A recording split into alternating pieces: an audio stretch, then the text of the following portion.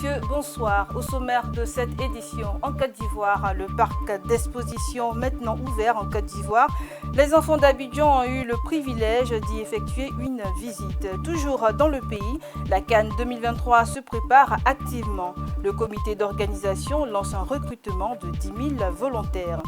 On terminera sur le continent européen. De violentes tempêtes secouent l'est de l'Europe. Le réchauffement climatique y est pour beaucoup. Nous débutons en Côte d'Ivoire. Le plus grand parc des expositions de l'Afrique de l'Ouest a vu le jour ce lundi 17 juillet 2023 à Abidjan. Implanté dans la commune de Port-Boué, les enfants venus de différentes communes se sont rassemblés ce mercredi 19 juillet pour une visite guidée par le ministre du Commerce, de l'Industrie et de la Promotion des PME de la République de Côte d'Ivoire, M. Souleymane Diarra-Souba. Aussitôt inauguré, le parc des expositions d'Abidjan accueille ses premiers visiteurs. Honneur est fait aux tout-petits. Des milliers d'enfants issus de toutes les communes du district d'Abidjan sont conviés à une séance cinéma, initiative du ministère du Commerce. Et c'est la Convention Center et son architecture futuriste qui est transformée pour l'occasion en salle de projection. Un dessin animé diffusé en grandeur nature sur un écran de 240 mètres carrés. De quoi offrir aux spectateurs une expérience unique. Je suis très heureuse d'avoir regardé ce film. Je dis merci à Pépé Alassane Ouattara. Nous, les enfants de Côte d'Ivoire, nous prions pour lui. Je trouve que la salle est très propre, très clean. C'est une belle œuvre. C'est juste un grand bravo au gouvernement pour cette belle initiative. Après la séance de cinéma, les enfants poursuivent leur voyage découverte dans le hall d'exposition. Une variété d'œuvres d'art confectionnées de main de maître par des talents locaux s'offre au regard des visiteurs. Admiratifs, certains d'entre eux s'offrent de beaux clichés. Ça fait rêver et ça donne une inspiration pour nos conceptions en architecture. Heureux de partager ce moment avec les tout-petits, le ministre Souleymane Diarra-Souba indique que le parc des expositions d'Abidjan s'adresse à toutes les franges de la population. Ce parc des expositions appartient et est accessible à tout le monde, aux opérateurs économiques, etc.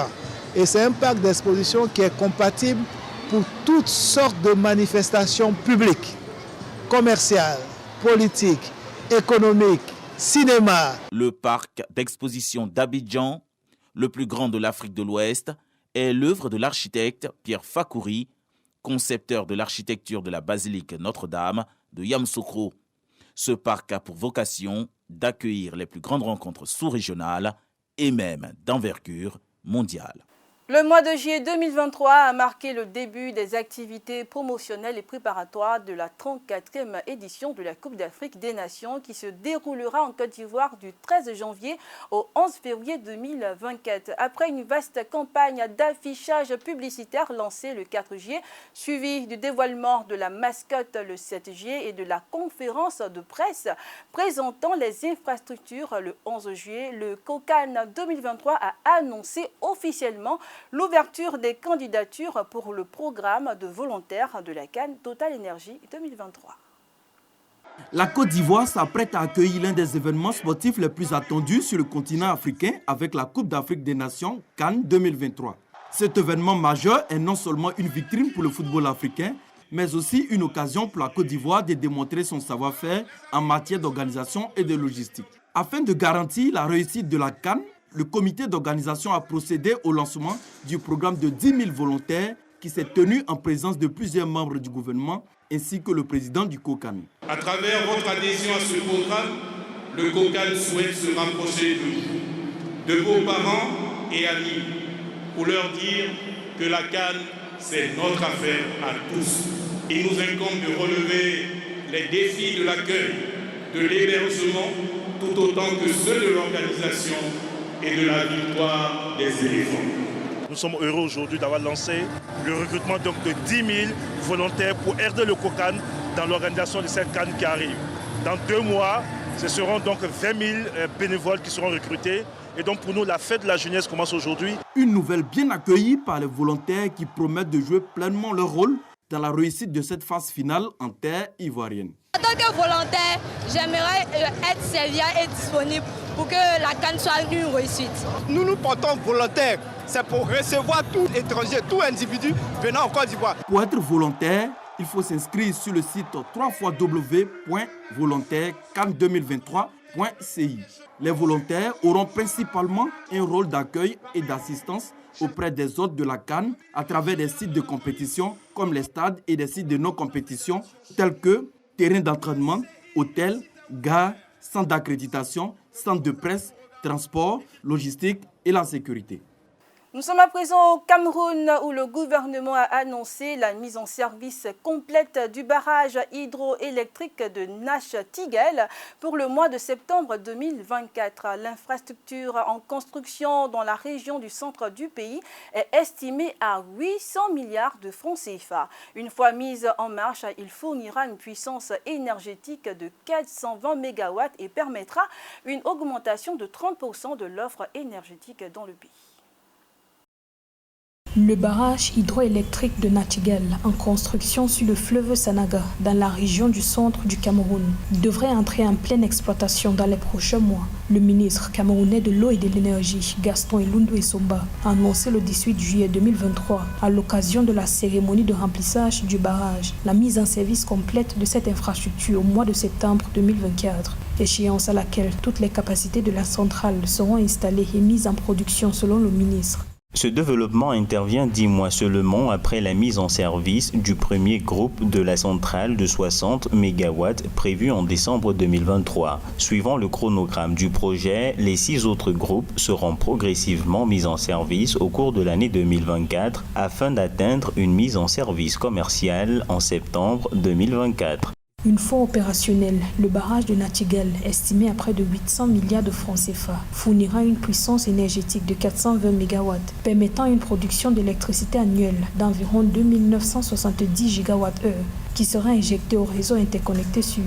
L'infrastructure d'un coût de 42 francs CFA le kWh permettra d'économiser jusqu'à 158 francs CFA par kWh, alors qu'elle viendra se substituer aux centrales thermiques, dont le coût de production du kWh s'établit à 200 francs CFA. Il y a des préalables pour que cette infrastructure soit mise en exploitation dès le mois de septembre. Si nous avons le capital humain, il faut quand même se rappeler que le capital financier devra suivre pour l'implémentation de la fin des travaux. Parce qu'un projet énergie de cette nature est très exigeant. Les externalités négatives peuvent venir plomber la mise en exploitation en septembre. Les questions de gouvernance, si à un certain moment, il y a quand même des failles dans la gestion managériale de ce projet. Et maintenant, on peut voir les autres aléas climatiques et autres.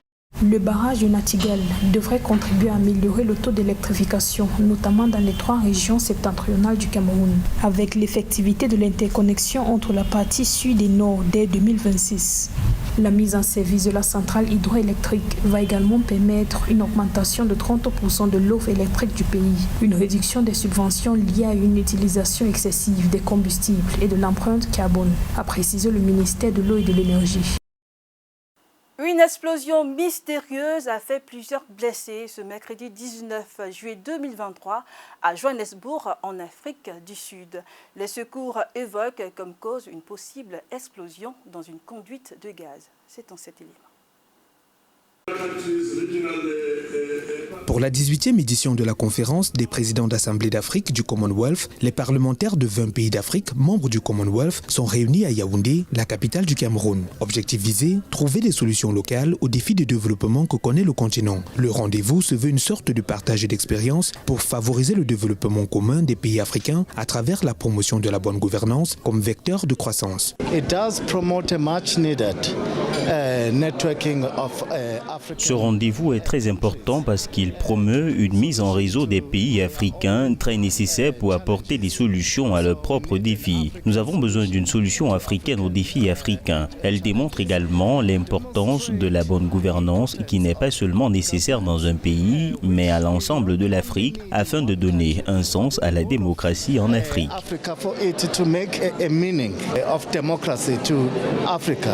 L'autre question en discussion est celle de la sortie de la dépendance aux produits importés, dont les engrais et le blé. Depuis la survenue de la crise russo-ukrainienne, les pays africains sont dans l'impasse. Le coût des engrais nécessaires à la production agricole est de plus en plus élevé et l'approvisionnement en blé se fait de plus en plus rare. Le rendez-vous des parlementaires africains va permettre de mener des réflexions à même d'apporter des solutions durables à ces défis dont dépend la stabilité et le développement de certaines économies.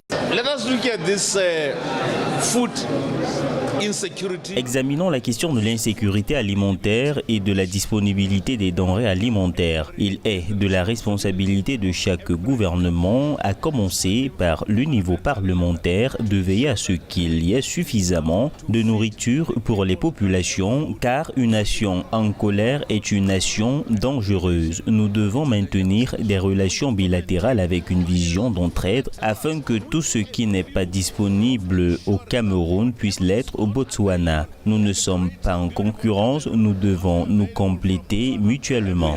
We are not in competition, we are to complement each other. La 18e édition de la conférence des présidents d'Assemblée d'Afrique du Commonwealth, qui se tient sous le thème Les parlementaires africains et l'agenda 2063, se poursuit jusqu'au 22 juillet 2023. La 18e édition de la conférence des présidents d'Assemblée d'Afrique du Commonwealth se déroule au Cameroun sous le thème « Les parlements africains et l'agenda 2063 ». Les représentants de 20 pays du continent y prennent part avec pour objectif de mener des réflexions sur les questions de développement sur tous les plans pouvant mener à l'atteinte des objectifs de l'agenda 2063 de l'Union africaine. Pour la 18e édition de la conférence des présidents d'Assemblée d'Afrique du Commonwealth, les parlementaires de 20 pays d'Afrique, membres du Commonwealth, sont réunis à Yaoundé, la capitale du Cameroun. Objectif visé, trouver des solutions locales aux défis de développement que connaît le continent. Le rendez-vous se veut une sorte de partage d'expériences pour favoriser le développement commun des pays africains à travers la promotion de la bonne gouvernance comme vecteur de croissance. It does promote a much needed networking of Ce rendez-vous est très important parce qu'il promeut une mise en réseau des pays africains très nécessaire pour apporter des solutions à leurs propres défis. Nous avons besoin d'une solution africaine aux défis africains. Elle démontre également l'importance de la bonne gouvernance qui n'est pas seulement nécessaire dans un pays, mais à l'ensemble de l'Afrique afin de donner un sens à la démocratie en Afrique.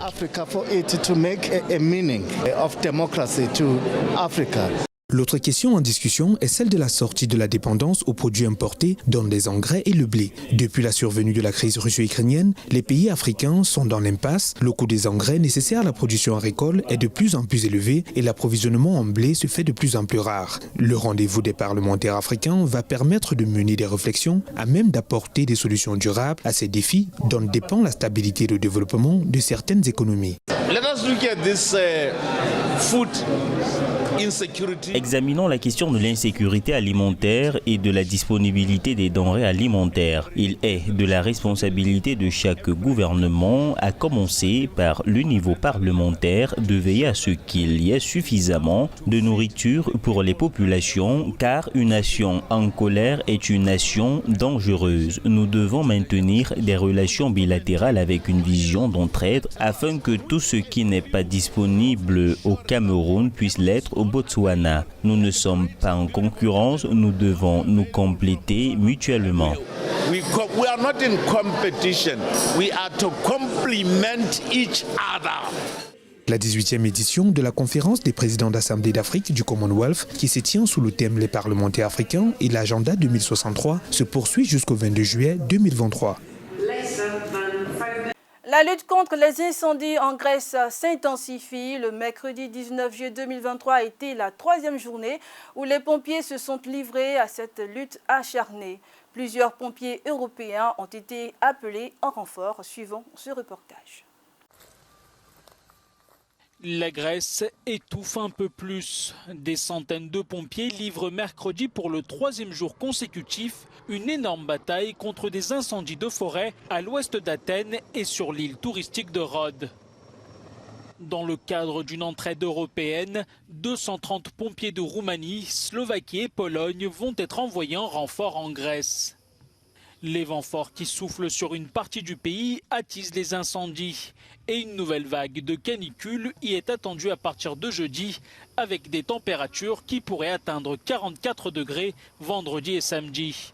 La population semble désemparée.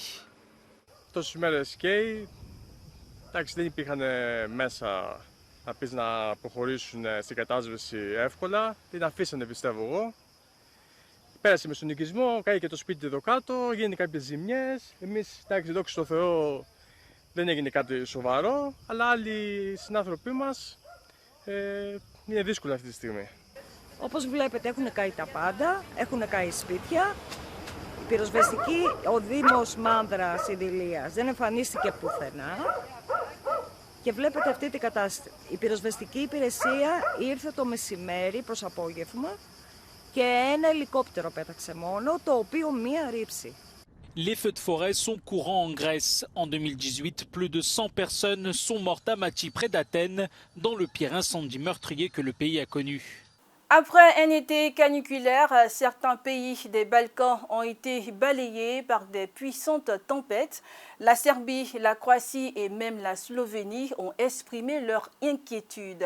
Ceci est le résultat de jours consécutifs de temps extrêmement chauds. Le tout dans ce reportage. C'est la conséquence de plusieurs jours de très forte chaleur. Une partie de l'Europe de l'Est doit faire face à de puissantes tempêtes, semant le chaos sur leur passage. En Serbie, des rafales de vent ont fait tomber des lignes électriques, privant de courant une partie de la population. L'aéroport de Belgrade, la capitale, a même dû être temporairement fermé. Situation similaire en Croatie où les transports en commun ont dû être suspendus. Les services d'urgence sont saturés d'appels et peinent parfois à intervenir dans certaines zones inondées. Si les conséquences sont surtout d'ordre matériel, 2 hommes âgés de 50 et 48 ans sont décédés après la chute d'un arbre à Zagreb. En Slovénie, le ciel bleu est de retour, mais des dizaines de milliers de personnes restent privées d'électricité. Et partout, l'on s'active pour réparer les dégâts. Des campeurs ont également été évacués de leur lieu de vacances. La chaîne de télévision publique RTV fait aussi état d'un mort et d'un blessé, un bilan toujours provisoire. C'est avec cette information que se referme cette édition de l'information. J'ai été ravie de vous l'avoir présentée. Je vous souhaite à toutes et à tous une bonne suite de programmes sur MTV+, la télé qui transmet.